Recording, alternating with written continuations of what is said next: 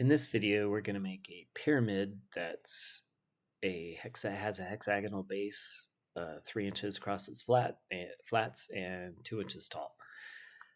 Normally, we start with primitive objects such as a pyramid or a box or something, but I want to show how to do it in another way.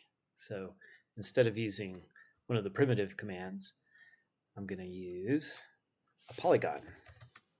Started with 6 sides. We'll put it at 0, 0. Circumscribed 1.5. And there's the base of it. We'll use a 3D polyline. We'll put that at 0, 0, 2 because it needs to be 2 inches tall.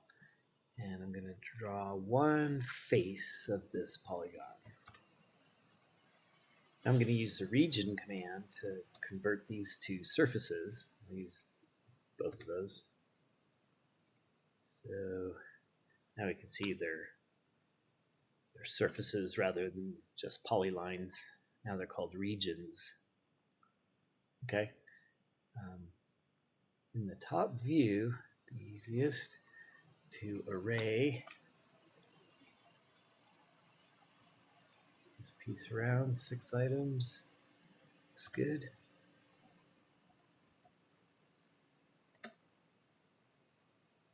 Need to explode that array. So now I have 7 pieces, 7 regions in my scene. And under the surface ribbon, there's a sculpt, a SURFSCULPT command that I can convert all those surfaces or regions to a 3D solid.